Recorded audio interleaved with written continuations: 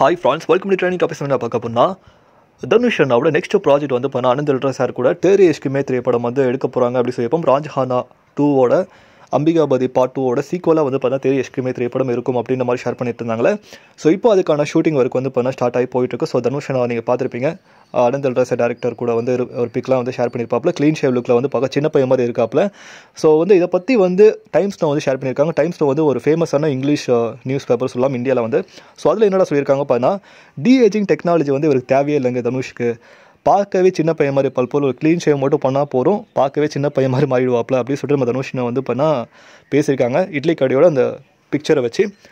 So தனுஷ்னா வந்து பார்த்தா ஹிந்தியில் வந்து ஒரு பயங்கர ஃபேமில் உள்ள ஒரு படத்தில் நடிக்கிறாங்க. ஸோ ஆக்ட்ரஸும் வந்து கிருத்தி சன்னோன்னு, கைரா அத்வானிலேருந்து ட்ரிப்பி டெமிலாம் நடிக்கிறாங்க அப்படின்னு நியூஸ்லாம் நம்ம பார்த்துருப்போம்.